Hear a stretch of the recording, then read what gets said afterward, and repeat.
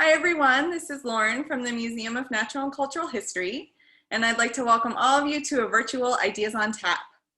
I wish I could see all of your smiling faces at Viking Braggot, but I'm excited that we're able to bring you this program virtually until it's safe for all of us to gather together again. Although we might not be in person, we still want to hear your questions and your comments. Please use the comment box feature on the Facebook live stream throughout the program to reflect on the talk, to share your thoughts, to engage with other viewers, and to ask questions of our speaker. I will be collecting your questions and we'll get to as many as we can at the end. Also, during tonight's program, we'll be posting a link to a brief survey in that comment box. It should only take you a minute or two, and your feedback will help us improve future virtual programs, so I hope you'll consider filling it out. I'd like to start with a special shout out and a huge thank you to Viking Braggot Company, who normally host our Ideas on Tap program at their Southtown location. I hope, like me, some of you had a chance to pick up some food or drink to give yourself the full Ideas on Tap experience tonight. However, they also do deliver, so if you're feeling a little bit left out at this moment, I do have a few more minutes of museum updates to share with you all. So my feelings won't be hurt if you decide to pick up the phone and place a quick order. I am currently drinking the Northwind Hazy IPA, and I would love to know what all of you are drinking or which Braggot is your favorite. So feel free to add that to the comments right now if you are so inclined. And so let's raise a glass, real or imaginary, and cheers Jonna, Dan, and the rest of the amazing Viking Braggot staff for all of their help this year.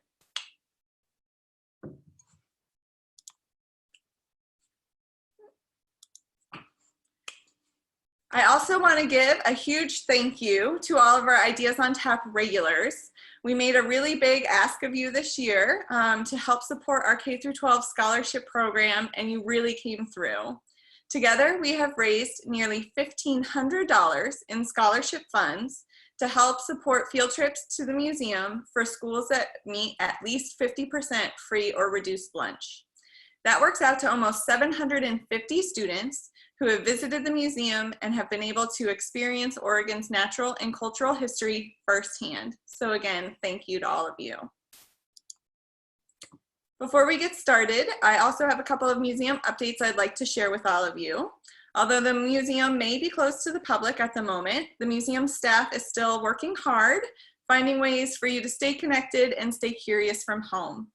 After tonight's program, pop on over to the museum's website to explore our new Museums from Home page.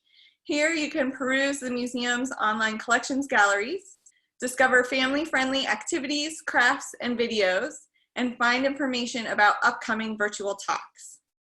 Speaking of virtual talks, in just over 2 weeks, on Thursday, May 21st, we will be right back here on Facebook Live for Lessons Learned from Mount St. Helens with geologist and author Ruby McConnell. This year marks the 40th anniversary of the eruption of Mount St. Helens on May 18th, 1980. We'll discuss its lessons about preparedness and resilience on our rapidly changing planet. If you can't join us live that evening, we will be recording the talk and we'll be posting it to the museum's YouTube channel so you can catch it there anytime after. And so with that, I am excited to be joined here this evening by Dr. Courtney Cox, Assistant Professor of Race and Sport in the Indigenous, Race, and Ethnic Studies Department at the University of Oregon. Before joining the U of O, Courtney worked for various sports outlets, including ESPN in Bristol, Connecticut, and Austin, Texas, as part of the Longhorn Network. She also spent time at NPR affiliate KPCC in Pasadena, California, and with the WNBA's Los Angeles Sparks. Courtney's research examines issues related to identity, globalization, and labor within sport. And at the moment, since there are only so many reruns of championship games that we can all watch in order to get our sports fix, we're glad to have Courtney here with us this evening to discuss the sports industry's use of quantitative data to predict and enhance athletic performance. So welcome, Courtney. Cheers to you, and take it away. Great. Thank you, first of all, so much for having me. This is the most interaction I've had with strangers in real pants in a long time. So I'm really grateful to be here. One of the things I really hope that for those of you tuning in, that you and yours are in good health and good spirits during this time. I know originally, as you said, the event was planned for Viking Braggot, a local brewery here, which really feels like a fantastic place to share this work. Sports and beer have such a long history together.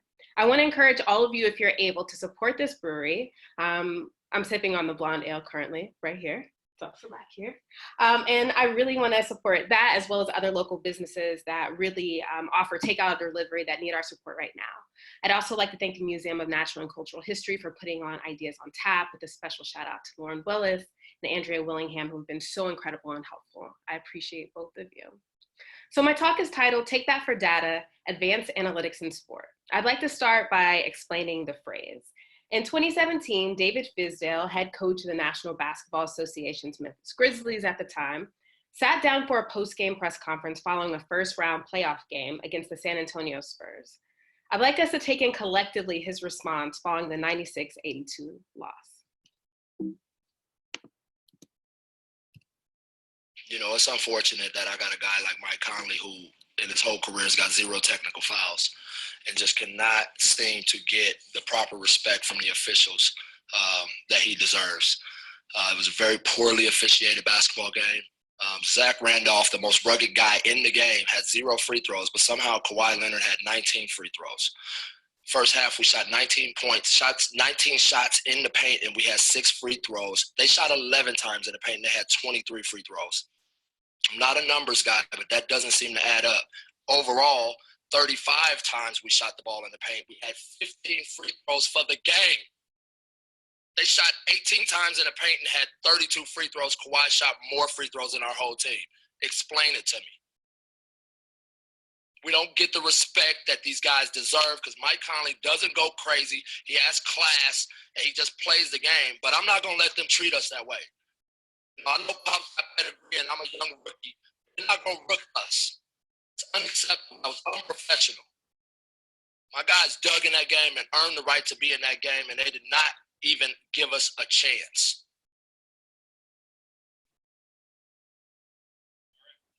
Take that for data.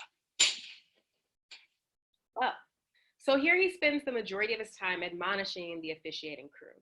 He notes the number of times his players approach the free throw line versus their opponent, stating, "I'm not a numbers guy, but that doesn't seem to add up." He then goes on to note that the numbers speak to a larger disrespect of his roster and his own status as a newer face in the league. This is something that he sees beyond the box score.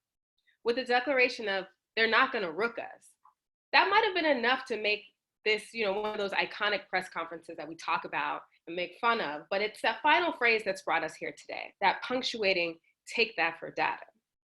Fizdale runs down the numbers and analyzes them through the political and cultural norms of the league.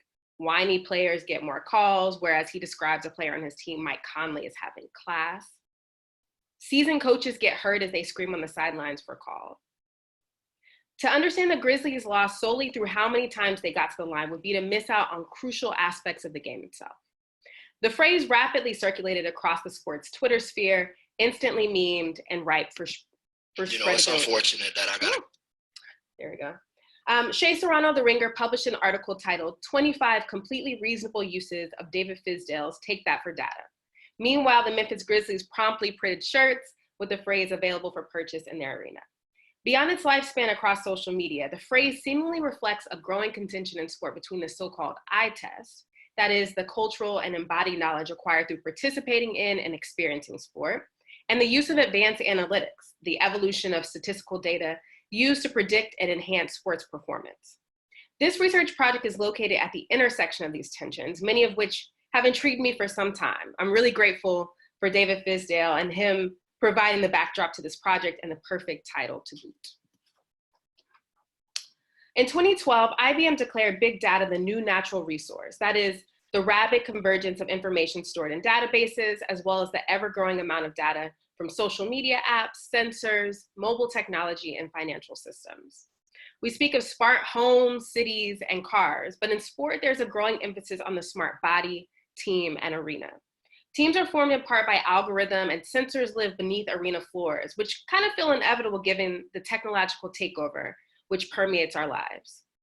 It's worth taking stock of the role of this technology and our perceptions of those who create and wear it.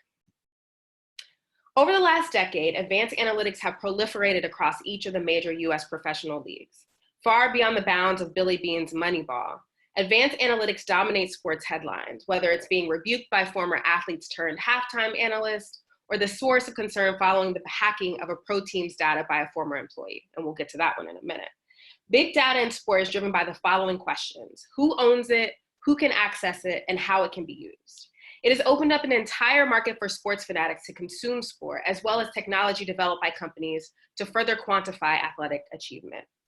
Okay, so here's a little bit about me. I'm originally from Texas and grew up watching and playing sports, not as well on the playing side, I should note. In high school, I came to the realization that I was best on the sidelines and became an athletic trainer for my school's teams. I thought then I might want to become a physical therapist and rehab athletes for a living. However, I ended up falling in love with making television while in college and reconnected my passion for sport through sports media, which led to a broadcast journalism degree and 5 years working at ESPN. I first began to question the use of these new interventions in my former life as an ESPN employee, and I was working at Longhorn Network, a channel dedicated to around-the-clock coverage of the University of Texas at Austin's athletic programs. A football show segment focused on practice rituals included each player receiving a tablet around the size of a multivitamin to ingest before heading out to stretch. An athletic trainer explained the pills measured athletes' internal temperature in order to prevent heat exhaustion, which is a common concern in August workouts when you're in Texas heat. And I should mention for the amount of deaths that we've seen at the high school and college football level because of heat exhaustion. This thermometer pill, originally developed for NASA astronauts, was now handed out with water for 18 to 22-year-old football players.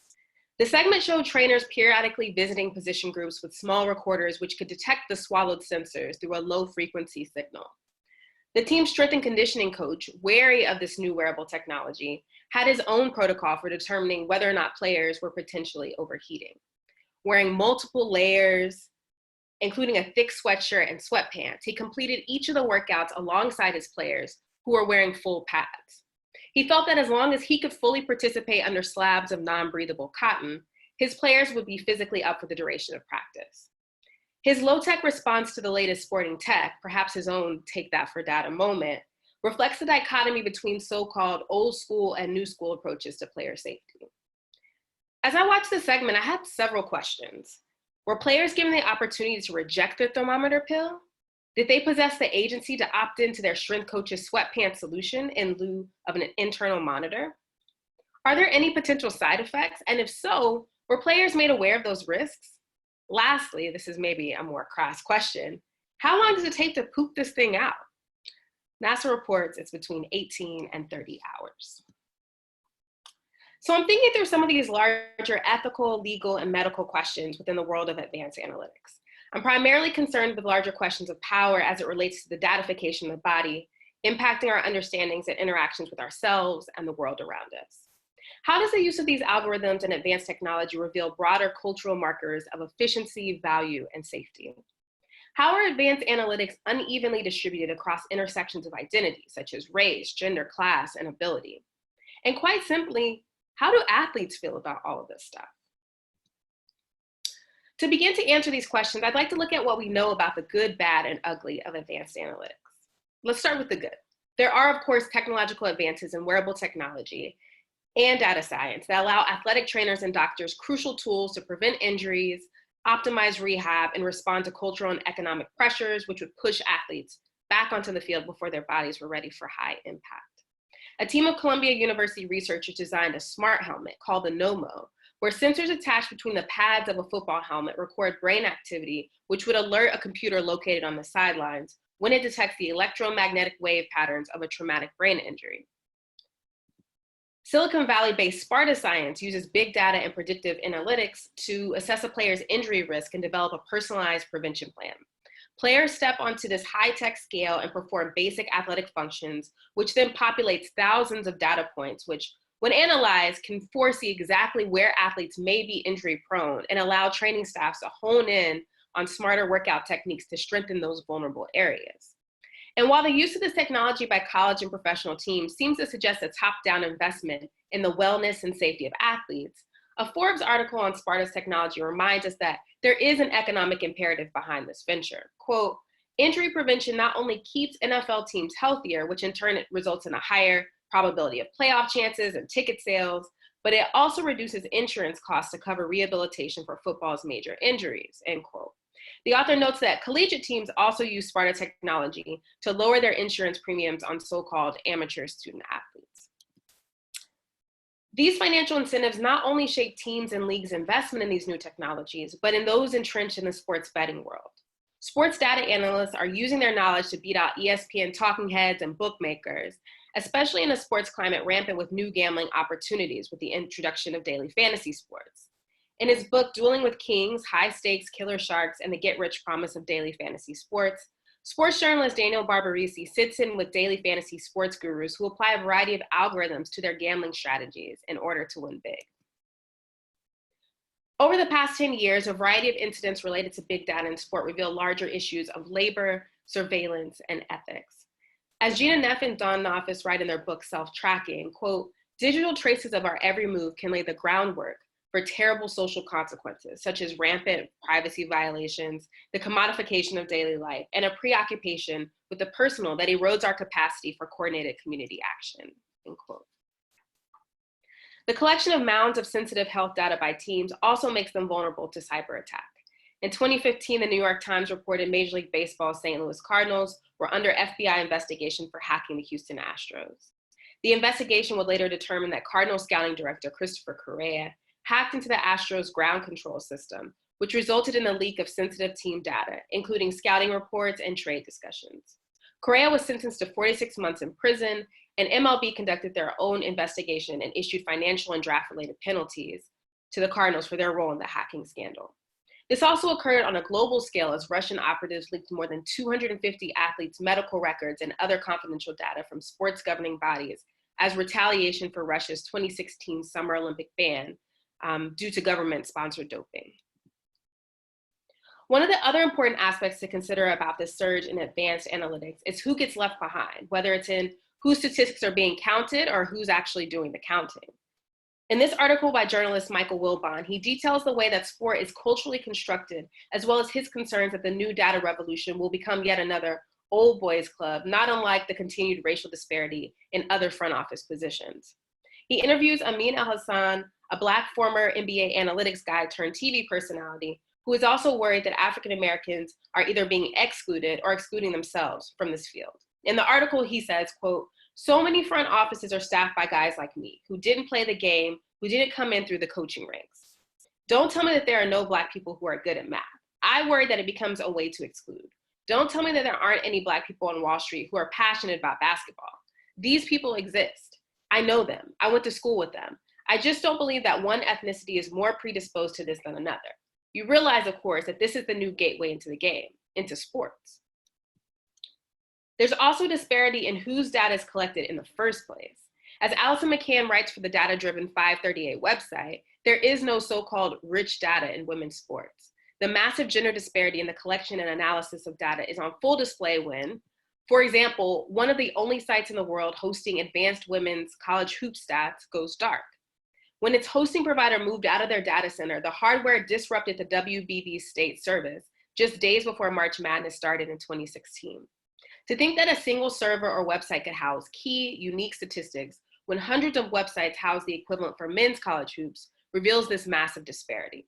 Speaking of which, pictured here is Sue Bird, the legend, who wrote an entire piece in the Players Tribune about the lack of advanced statistics for women's basketball.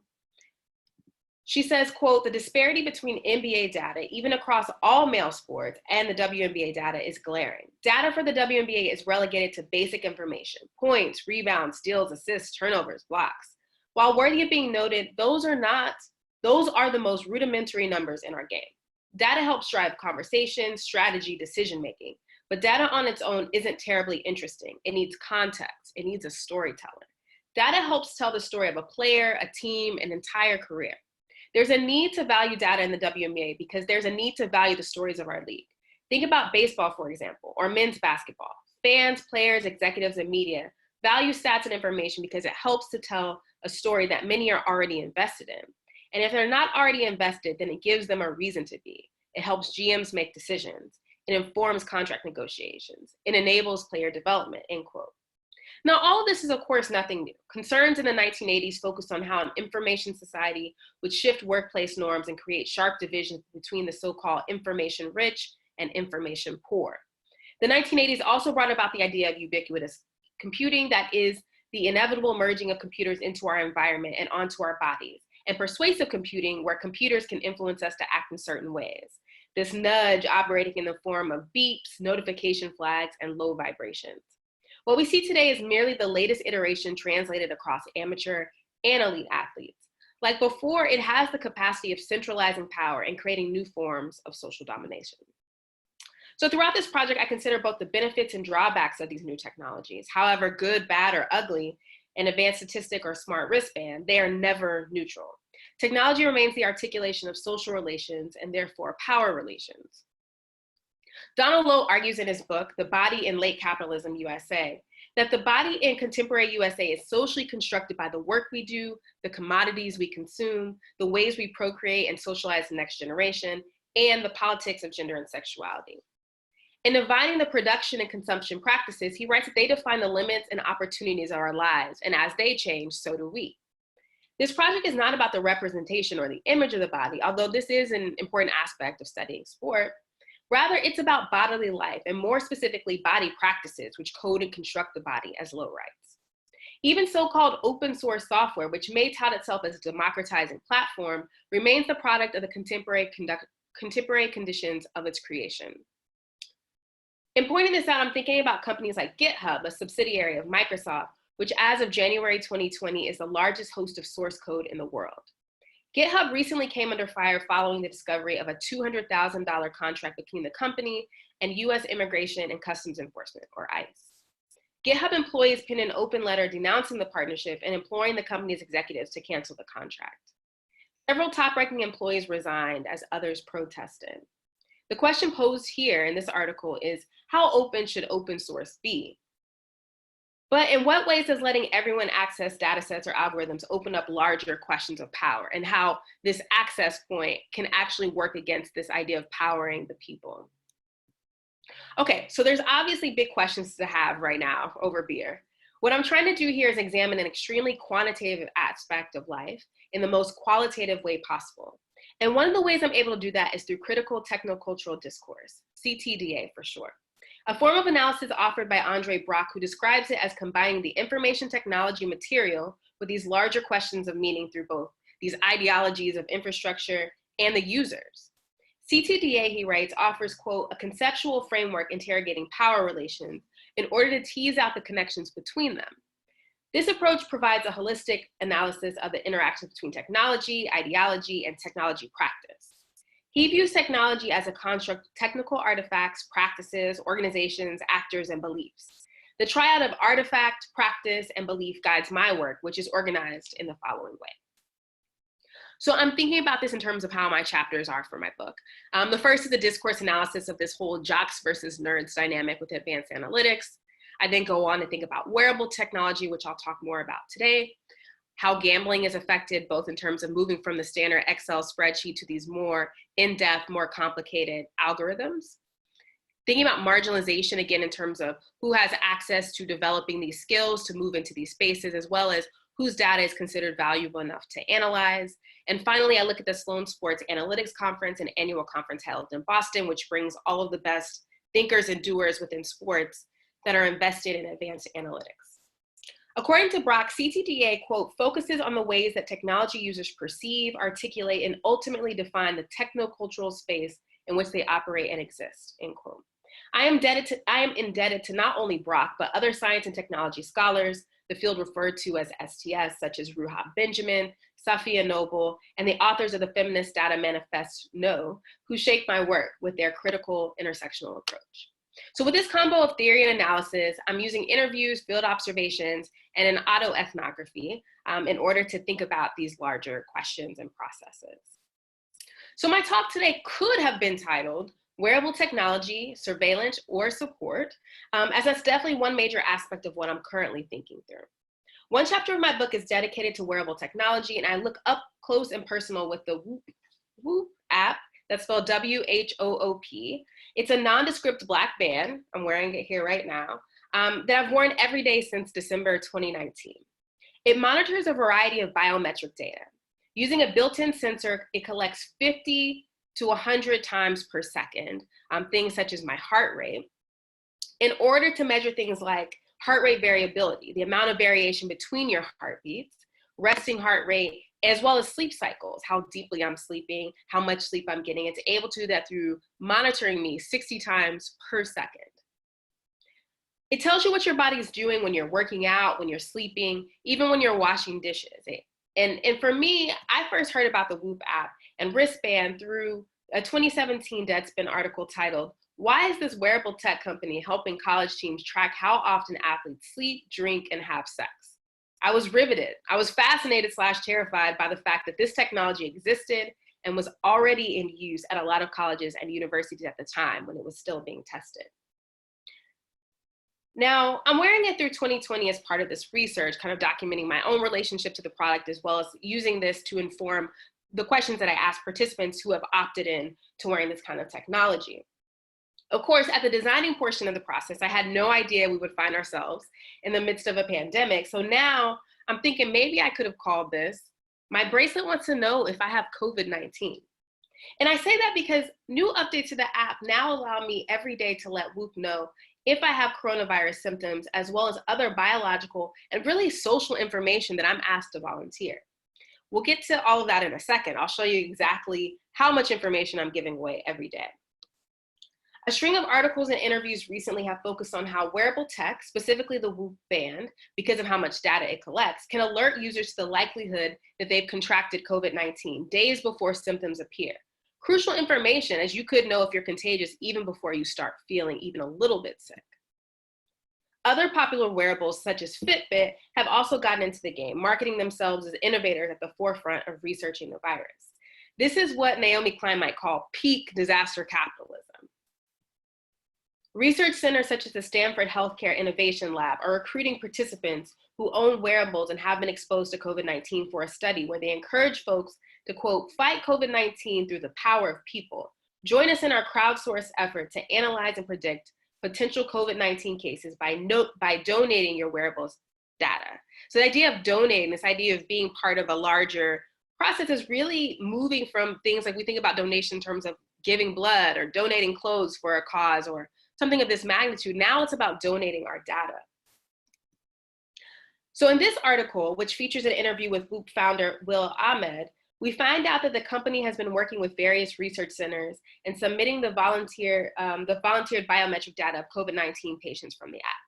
Now, knowing that an elevated respiratory rate, or 2 to 3 days before you feel symptoms, can be measured on the app is definitely a good thing, right? This is a way that we can use this technology we already have while we're also isolated. That becomes a way for us to acquire this information. Partnerships with multiple researchers and data sets gathered from hundreds of Whoop users reported that they had COVID-19 is now creating this quote unquote send them home moment, as the head of Whoop Data and Science calls it, where employers could potentially use this data to tell someone to not come into work, even if they feel fine. So here's a bit of rundown of all the things that I currently answer every day when I wake up on my app. This is actually a screen share from my phone.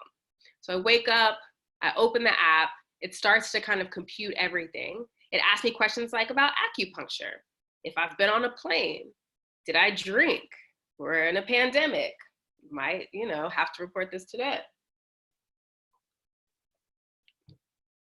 After that, it'll ask me things about if I took anti-anxiety medication, anti-inflammatories, if I wear blue light blocking glasses, if I've had any caffeine, if I'm using CBD oil, cryotherapy, cupping, if I viewed a screen device while I was in bed, if I took an ice bath, intermittent fasting, keto diet, ate before bedtime, took magnesium, used marijuana, got a massage, masturbated? And then it asks, when did this occur? Follow a meat-based diet, Did I meditate? Did I take melatonin? Did I follow a paleo diet, a plant-based diet, take any prescription pain meds or sleep meds? Did I read while I was in bed, use a sauna, use a sensory deprivation tank, engage in sexual activity, share my bed, sleep in the same bed as usual, wear a sleep mask? We're getting very specific. Listen to noise while asleep, use a steam room, experience stress. I mean, we're in a pandemic. Life is stressful. Spend time stretching or use tobacco in any form. And then it asks me things like I can swipe to say, am I on my period? Do I have COVID-19 symptoms? Am I injured, nursing, pregnant, sick, or even single?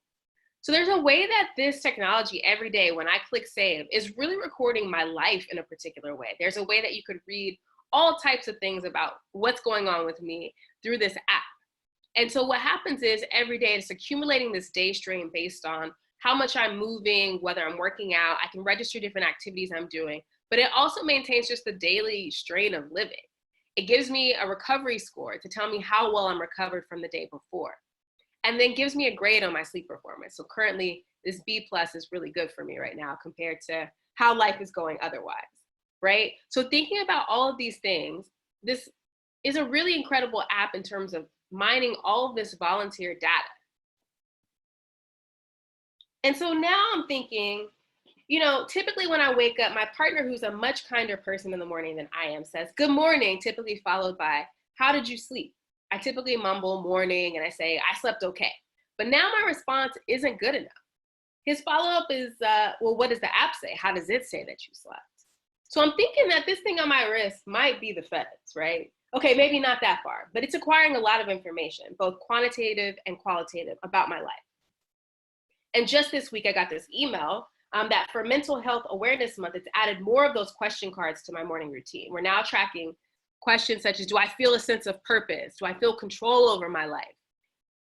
And by the end of this year, I feel as if someone could take my daily data on this application and construct an entire life story based on the information I volunteer. It's almost as if it appears to know me better than I know myself, COVID or not. It is, as Patricia Clow and co. write in the Datalogical Turn, that as adaptive algorithmic architectures come to play a greater role in the parsing of big data, technology is felt to move faster than and differently from institutions and humans, end quote. While the Whoop app is a huge advocate for rest, recharging, and recovery, aiming to prevent strain that might cause injury, right, on these so-called low recovery days, and is seemingly working in the global fight against COVID-19, it represents a new market of quantifying the self that's made visible in the labor of athletes, but also affects the couch to 5K crowd like me. I'm fascinated by our willingness to give so much information to these apps without the promise that our data won't be compromised in the future or given/sold to our employers, insurance providers, or mortal enemies. It's a trust fall, for sure. I'd like to end on a quote I've been thinking about a lot by Elizabeth Wissinger, who writes in her article, Wearable-Tech, Bodies and Gender, that, quote, "The techno-scientific dream of leaving the flesh behind, of turning the body into code, feeds all too easily into the idea of body as data, a slippery slope that leads to conceiving the body as pliable, manipulable, and fully controllable," end quote. Thank you so much for listening. I'm happy to take your questions at this time and keep the conversation going. I'm also going to just sit here and drink a little beer as I hear some of the questions from Lauren.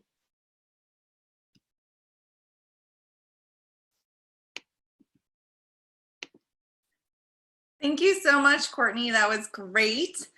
So far, we don't have a ton of questions in the comments. So if you're listening to this and you have any, please go ahead and add those now. We do have a couple. Okay. The first one was, is your book published yet? No, it's I'm in the very early stages. As you can see, it's taken a interesting turn, as I imagine a lot of people who are doing research or any kind of creative thing right now, that the pandemic has really affected this work a lot. And so a lot of my early goals in terms of even getting a draft required me to, like, you know, I have this idea of spending part of March Madness in the books in Vegas. And obviously with no March Madness, with the fact that people aren't gambling on sport right now, that chapter is woefully underwritten, right? So I'm in this process. My goal is to complete this draft now at this point by the end of next year, because it requires so much travel, because my work is qualitative. I spend time watching people do things and ask them questions. So my idea of getting up to Boston, to the Whoop factory, as well as to the gambling situation has been kind of stunted a little bit at this time. Totally understandable. Hopefully you'll be able to get back to some of that soon. And to all of us who like watching sports, maybe there will be a way we can enjoy those again soon somehow. Someone else asked, in relation to the Whoop app, where is all of this information held? So currently, it's held on the Whoop servers. They have access, and so part of the terms of service, right? So a lot of times we're all guilty of this. We click accept, and we accept things like when the app updates and it asks me new questions every day, right? So I can choose to not answer the questions. I'm answering them because I want the research, right? I want to feel the vulnerability of like, wow, it asked me if I masturbated today, right? So I think some of it is we sign on to the terms of service, and it goes to a server in Boston, for example, where all of our data is living, but our ability to acquire that, for example, to acquire how we get a recovery number, how do I know how they're calculating that, is what they would say is proprietary information. Their magical algorithm. If you're on Fitbit, Fitbit is doing a different calculation of your sleep pattern. So there's a way that these companies are saying that you're giving us this data, it is yours, but it's also ours. So how that partnership works, I think, is something that I'm really interested in terms of they're saying, this is your data, we're helping you analyze it. We'll give you a monthly assessment, an annual assessment of how well you did, and they're crunching those numbers. But now they're even asking now if you have COVID-19 symptoms, if you've been exposed to it, now it's like, we need you to volunteer even more information. So the question is really like, where does all of this actually stop, right? Or does it stop? Yeah, and we're getting a lot of questions right now in relation to the Whoop. People are very interested in this. Things from like, who is making money off of this? What is the cost of the Whoop band and the monthly cost of the app? Does the Whoop app ever offer you a cumulative assessment, like a weekly or bi-monthly update on your body and or health? Yes. So I'm going to try to get a lot of those in with this answer. So yes, you get a weekly, a monthly, and an annual assessment. And it's this really beautifully put together PDF that you can download, you can look at it, and it charts all these things for you.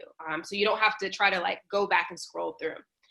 So before, it was a very expensive model where it was, you're buying a $500 band, and if you can see, it's not super fancy, right? A lot of times people are like, if someone's taking blood or I'm getting a massage, they're like, can you take your bracelet off? It's not this thing that people are seeing the way that like when you wear an Apple Watch, which by the way, if you have an Apple Watch, that's wearable technology. There's all kinds of data that's tracked there that you can record for yourself as well.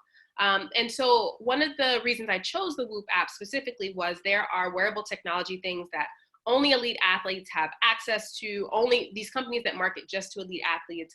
And there's something like the Fitbit, which is more like the everyman, let's just count the steps, right? And Fitbit Premium, for example, is getting more and more sophisticated as well. But Whoop is somewhere kind of in the middle. And I wanted something where I could both ask professional athletes, LeBron and Michael Phelps wear a Whoop app. I can ask them about their data, but I can also ask my friends if they're choosing to invest. So now they've moved from a more expensive model that really was centered towards people that are competitive athletes to something that's a monthly amount. So now the wristband is free.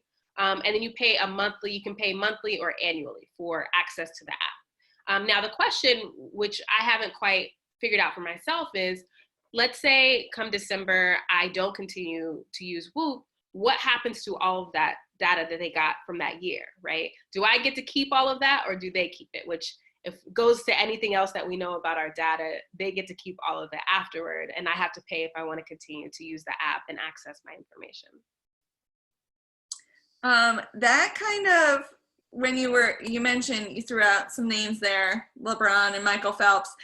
This isn't a question from someone, this is a question from me. I was wondering what your best behind the scenes sports story is, and you can feel free to keep it anonymous or not. Okay. I love this question. This is a perfectly appropriate, like, drinking beer question, actually. This is probably where I get these questions the most. I think I will give my non-anonymous story will be that I used to work as a stage manager for a while, and I worked a lot of sports centers, a lot of NFL countdowns, those kind of shows, Baseball Tonight. I was in Bristol, Connecticut for about 3.5 years, which is the headquarters of ESPN. And one of the coolest moments I got, and this is a funny time because like the Jordan doc is kind of like the only like live sporting thing we can all collectively watch. But there was a time I was a stage manager, and the woman that had trained me, who I loved, cared nothing about sports. So like huge thing about like biggest figures you can think of in sport would come in to do a Sports Center segment. And she was just like, who is this person? I'd be like, how do you not know who this person is?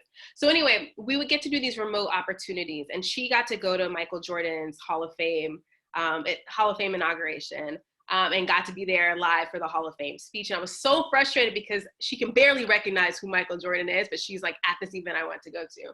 And so I kind of whined about it. And I said, I got to get the next one, whatever the next one is. And the very next one was The Decision. And so I was the stage manager for The Decision. When LeBron took his talents to South Beach, I was there. And so that was a really like game changer for me in terms of life experience. I think that's like probably one of the coolest days of my life. Awesome. Thank you for sharing. We've had a few more. Let me scroll through here really quick and see. Someone is asking, in your research and work on the book, what leagues have been the slowest to embrace the analytics movement?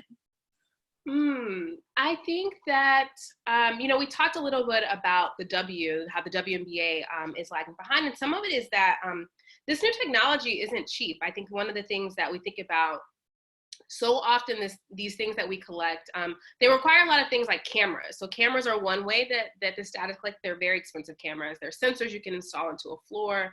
There's obviously things athletes can wear. And so I think there is a disparity, like both a kind of a class disparity and a gender disparity that happens in collecting this kind of data. I think the WNBA has started to they've done a couple of exhibition games where they tested out things that the NBA has had for years. And so they are slowly able to adapt and move towards that stuff. But as the piece that Sue Bird writes, she talks about all these things that are just great trash talking things that we could have in a bar where like, who do you think has the most? And so I think that we're moving slowly in terms of that disparity, but I think the sport that is the most resistant to this is definitely soccer or globally football, right? The beautiful game is not something that can be quantified, and there are companies that are doing a lot of spatial stuff. First of all, it's like the actual space of the field, right? And how that is versus an indoor controlled space. I think obviously baseball has led the way in terms of thinking about growing the game, building the game, doing things differently through analytics. And so I think baseball has always been there in terms of thinking about numbers in a particular way. I think soccer is a sport that is slowly moving towards it, but I think there's just this resistance that's very cultural and very much about this thing is something that you feel and know and do. It's something that can't be, there's only so much you can quantify, right, of what makes Messi great. So let me find another one here. I know it's going to take me a minute.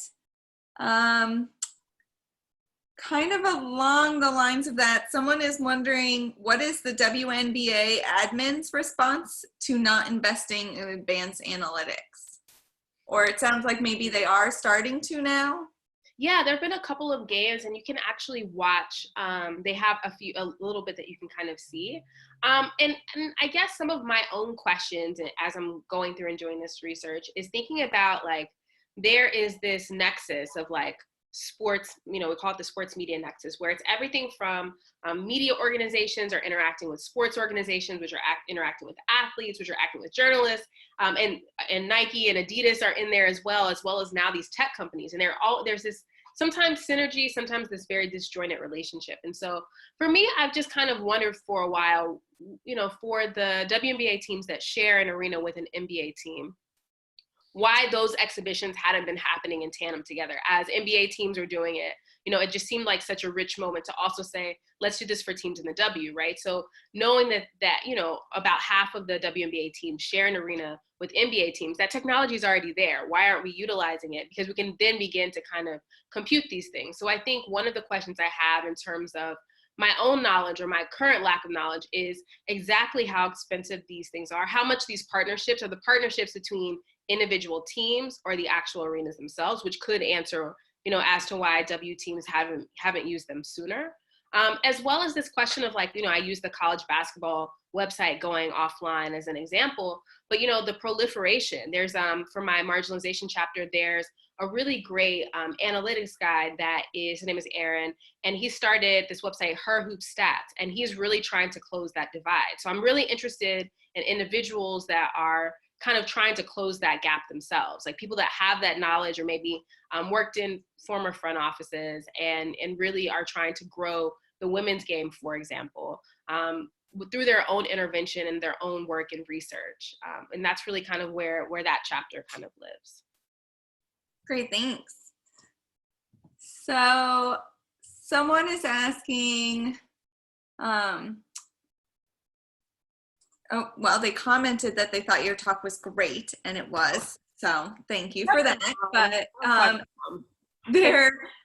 they're thinking about the idea of appropriate, quote unquote, technological involvement impacts in many fields, including medicine, psychology, education, and so forth. Where do you believe sports and technology use falls in terms of cultural norms and shifts?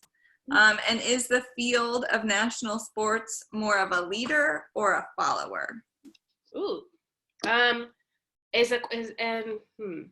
wonder if the question of national sports is about national teams, like how an Olympic team, for example, might train. Or if it's just about the individual nations, but we'll think about it both ways. Okay. I think that the idea of being a leader or follower, I will say, we're talking about technologies of the body, and sport is a space where the body is rendered very hyper visible, right? So I would say some of it is some of the things that I'm following. People started thinking about sports specifically, and then we think about this thing with the COVID-19 question and the way that data is. This is originally a sports app, a movement, an app that's based on how much you move your body and preventing athlete injury if possible. So it has this very noble goal, but now it's morphed into something that Stanford researchers are using, in medical innovation labs. It's morphed into something much bigger. So I think in this case, I would say it's a leader.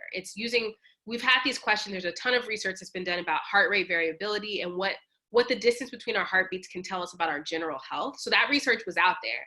But the idea of this company being the company to really invest and think about that, because it's a lot of monitoring, is really interesting. And so it's really improving upon previous medical models that were used for other reasons. And then I think that the following part, I think, is our own critical nature of it. I find that for the research I studied, there are people that have thought critically over the past 10 years about what all of this technology means. But I find that the broader science and technology studies, they aren't thinking about sports as much. They might put it in a long list of medicine, sports, other things. But I think that research is so robust and beautiful. And I think that other sports scholars, we kind of have to jump on and follow their lead. So I would say in terms of the critical research, I'm following people that have been thinking about it through something like facial recognition software and profiling, for example. So I have to think about that in a different way. How does it, affect someone's contract in the league if the league has access to all of their data? How are college teams kind of using it to surveil their athletes? So I think I'm following their lead, but I think that the technology itself has been tested on athletes, so early on in the game, especially college athletes. And so I feel like in some ways it's an innovator in terms of the actual hardware, but I think the critical nature of this work is kind of following all of the non-sports researchers that have come before me. Someone else is asking, are there conversations about how data could be used when considering how transgendered athletes or para-athletes can compete? Right. So one of the big critiques about something, especially about Fitbit, there's actually been work that's been done is the way that ability functions into this. So just starting with the idea of, Fitbit is about how many steps you take, right? But there's all kinds of other ways of being fit that kind of assumes a certain kind of mobile body in a particular way. And so there have been critiques of, even thinking about what it means for, certain Olympians. So for example, the Whoop strap can be put on several different parts of you, but they have a lot of adjustable ways. You can use it, for example, if you're a swimmer, for example. There's a way that it's not so driven to your feet, like your feet movement, right? There's a way that The Whoop strap is thinking about the everyday strain of life, right? So if I mop aggressively, it registers it as an activity. They're like, so there's a way that unacknowledged labor is also acknowledged. There's also a way that these questions they're asking me are very gendered, right? It asks me, and I haven't looked at other people's Whoop data yet, but I think, it asks me if I'm pregnant. Every day it wants to know if I'm pregnant, if I'm on my period, if I'm nursing. So I think about the various ways that it's gendered towards what a woman's body, it compares me to other women. So I think there's a way that these apps can definitely reinforce the gender binary in a particular way that I think also kind of needs that close examination, as well as what kind of movement, and also kind of our prioritizing of the ideal. But the quantified self is very much about idealizing the body, or these biohackers that want to live forever. And so I think there's definitely a way that ableism plays very strongly into these apps and into my work in terms of me thinking about whose bodies are acceptable to be quantified, as well as those of us that fall between these gaps that cannot be legible to these applications and this technology in a particular way. Like, what kind of subversive potential is there? Like, there's something that we can actually play with and do there. And then in the same kind of way I talk about who is and isn't counted, this way that important, crucial information, like being able to know if you have COVID-19 days before you feel a symptom, is something that we should all have access to, right? Not just those of us that have these memberships, right? Right. And if you have access to that, you want to feel like your data is secure and safe and not being sold or anything else used against you somehow, shared with insurance companies. Yeah. If you're for me, even moving my insurance, when I moved to U of O, there's a little personal survey you can take that might give you a little discount. And part of that information is now it is like, it can ask me, in the future, maybe, can you prove that you're healthy? Can you upload your data and show us that you work out 3 days a week? It's not just this quiz I get asked me how active I am, or, and you're kind of like, I'm kind of active. How many drinks do you have per day? You're like, ah. So it's like, now it can actually say, well, upload your data and prove that you're healthy, or that you're not a smoker, or whatever it might be, right? So thinking about that in terms of our own labor and our own practice, not just athletes, right? We're all kind of entrenched in this technology. And so I think sport gives us a really strong vehicle to have these larger questions about how we're all affected by all of this stuff. Someone just posted a lot of hype about data analytics and that it's smart. Have you encountered evidence for its dumbness? Ooh. I'm gonna say, a la David Fisdale, absolutely. I mean, there's just things that slip through the cracks. So one of the things that I think about, certain things that can't be, something that you feel that can't be quantified. So one of the things is, we can prove if someone gets hot in the fourth quarter, but it won't dissuade someone that already thinks there's a clutch gene that someone has, right? We talk about clutch as this, or intangibles in general. We say someone has these intangibles.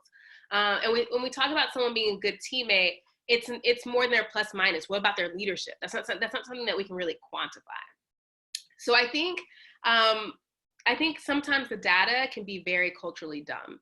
And I think that I am of the mindset that I'm not this either or, this idea of the eye test, you need to send scouts out to see someone, or you only need to sit in a room and crunch the data. You don't need to actually see that person. And so I think there's something about, to be said about bringing these two things together. I'm kind of firmly in this middle camp of, I think numbers can tell us really cool stuff. I think they can give us really great visuals for understanding things.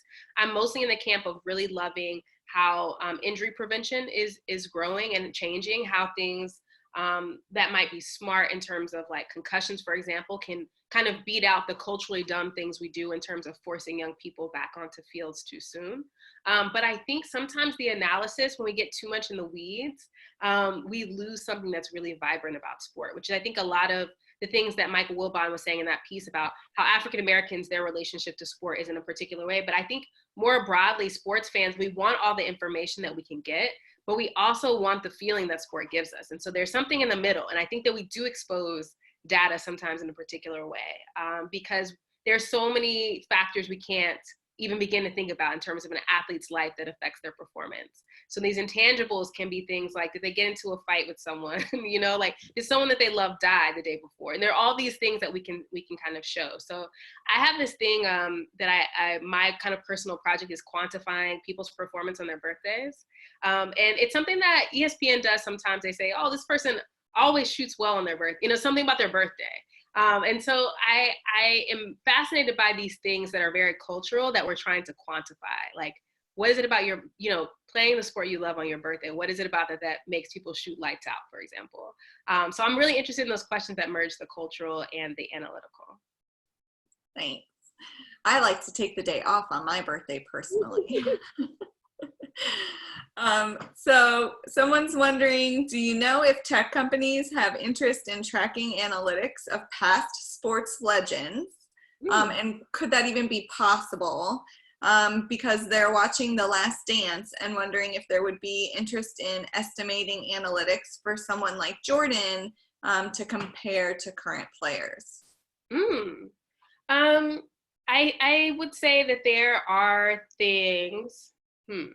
I think the difference is the data set, right? So the comparison is we have more data than we've ever had about anything.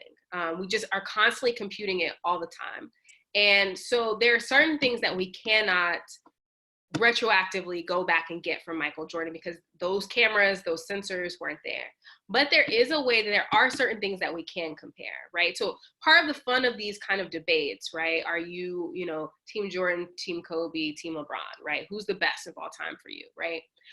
Is we can quantify and say, well, who has the most rings, right? We can quantify and say, that doesn't tell the story, right? So the more we bring numbers in, we have to decide what set of numbers, whether it's championships, whether it's playoff appearances, whether it's points, whatever it is, right? Number of triple doubles.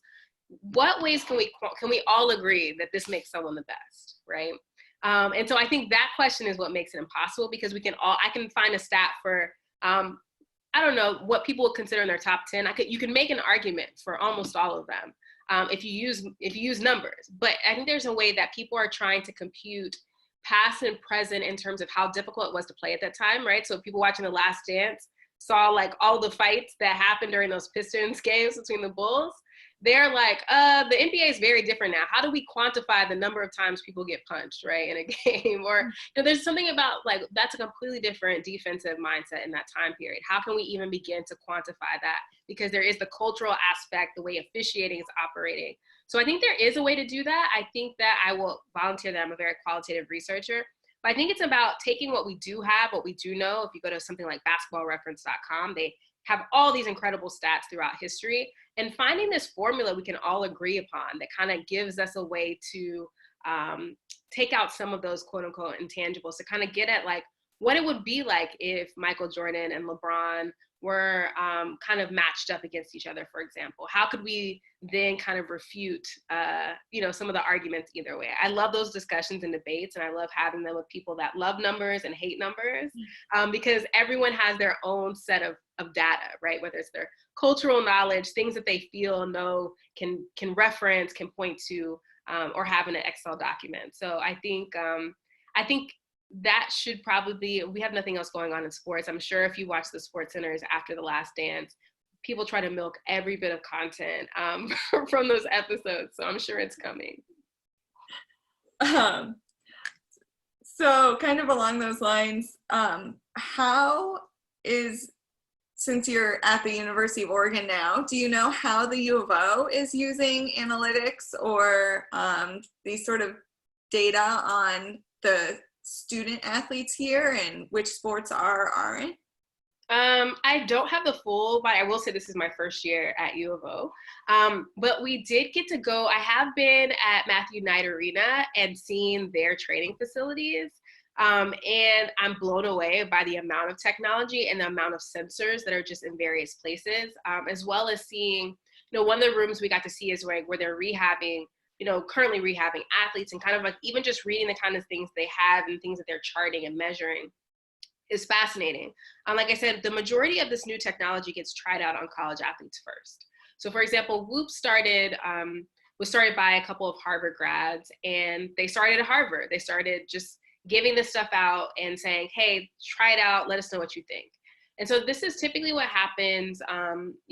Silicon Valley has a lot of these companies. And so they'll say, hey, Berkeley, you guys want to try this out? Hey, Stanford, and so some of it is that, we don't know the full out extent. Wearable technology typically has very low risk factors physically, but knowing mentally how it affects you, right? We know a lot of data in terms of how people get a little obsessive about this quantified self and how that can also have this very strong mental ramifications in terms of mental health.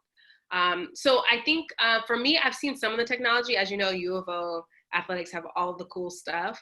I do not know in terms of what is kind of across sports, how those sports compare. I will say basketball is a sport because of the space, because of the fewer number of athletes. It's just really a rich space typically for teams to do that kind of work. So I'm interested especially in how they're doing. They're doing a lot of it with rehab stuff, which I think is fantastic and really important.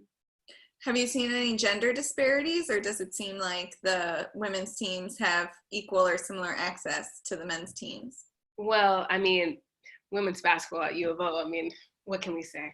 I think U of O is an interesting space. There are a few universities I can think of like that where I feel like, there are obviously going to be gender disparities at every university, but I think that, comparing women's basketball and men's basketball, I mean, it's very, very different than a lot of other schools. And I will say that typically with the previous things I've seen with other technology that's handed out, is typically handed out to an institution, like those partnerships. And so I don't see the gender disparities there. So it's interesting that it kind of sprouts in the professional ranks more so than I've seen. Me personally, just this anecdotal, I don't have the data to back it up, but anecdotally, just from everything I've read, it's been handed out pretty equally to the places that they're testing this stuff out. But of course, that's not speaking to things like, Paralympians or trans athletes that we talked about before, right? So thinking about how it's still kind of maintaining the status quo in a particular way in reference to the body. Right. So we just have a few minutes left. I was wondering, where do you see sports analytics going in the future? I think that it's hard for me I guess I'm always blown away by how far it's gotten so far. So it's hard for me to envision how much further. I think that every time I think about something I want to say, I'm like, oh, I feel like they already do that. One of the things that I think about a lot is gambling. And not because I do a lot of gambling, but because I think that numbers have a very special relationship to gambling, as well as to how we talk about who will win or lose something, right? So we get the odds makers on to these, even, like on ESPN, we get these numbers, what the odds are for a game. And so I think, with the evolution of like the FanDuel, DraftKings, daily fantasy stuff, it's really blown up. And watching the future, I'm saying, the people that compete in these fantasy tournaments, they have the most advanced algorithmic stuff where it's almost not even gambling to them. They know how much they're going to lose and they know how much they're going to win. And so for me, gambling is this really strange space, right? If, you want to get an advantage on other people that are gambling and have access to their own algorithms, then at some point you have to start hacking player data, and so I'm interested in how the evolution of how we prosecute these digital crimes will evolve, right? So it's like, how do we, if someone's hacking into a database and finding out so-and-so's actually sick, right? Or they can look at their respiratory rate, oh, they're not going to play tonight. It gives you a leg up. And so I'm interested in what the future of hacking will be. I can't speak to the future of the technology because it's already so bionic in a way that already is like so unsettling sometimes to me, that I'm really interested in what the security and surveillance stuff will be, as well as how this will be litigated in future collective bargaining agreements, which has already been discussed in the NBA, for example. You cannot leverage those kind of things in terms of current players. But for a draft pick, potentially, you could go to their college and say, hey, can you upload all this person's data from their college, right? And so thinking about that, where the protections are as you move from college to the pros, you can then be quantified in a certain way. So I think having those protections is really important. I think as we move past name, image, likeness for the NCAA, my hope is that athletes are able to organize a bit and think about what kind of protections they want on their data, what they want to be able to opt out of in terms of the technology, because they're always the guinea pigs. And so thinking about that for the future, I think ownership and security are going to be two of the biggest concerns that we continue to grapple with in the future. All right, we have time for two more. Okay. And hopefully they'll both be fairly short. Okay. So someone is wondering, are other countries using the same technology with their athletes? Yes. It can be a little bit longer than that. I would say, yeah. So I have been to international conferences, and this one was even like, at this point, I think 4 years ago, if I'm have any sense of time anymore, where I was in Spain and there was a presentation being done on some wearable technology that kind of blew, like the demonstration stuff kind of blew my mind. And so it's a global enterprise for sure. And what people are using and how people are using it, some companies want you to come to them and you train with them and wear their stuff and use their techniques and stuff. Whereas other stuff they can get sent to your home or you can wear every day. And so I think that these companies, while there is obviously that tech hub that we have on the West Coast, it is a global enterprise and people around the world are really harnessing this technology in a variety of ways. So it is definitely a global thing. My work currently is focusing on kind of the US basedness of it because of the time frame that I'm using, because of budgetary things. There's a pandemic. There's only so much that we can do. But I think that my longer term goal is to think about what these global narratives and dynamics really mean, which is kind of my previous work. I'm always thinking about globalization and global labor. All right, so one final question before we all go. What is the game behind you? Oh, it's Street Fighter. Oh, someone asked that question. Someone asked. Oh, it was one of our very first questions. It's the Champion Edition. Nice. Do you play? I live with someone that plays. Oh, okay. I dabble. I wouldn't say I'm great by any analytics. All right. Well, we'll leave it there. Thank you so much for joining us tonight.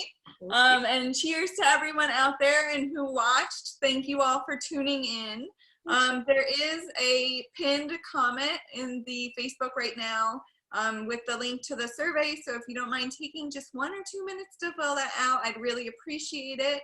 And if you didn't make it to Viking tonight, they are open most days of the week, if not every day. Their information's on their Facebook page.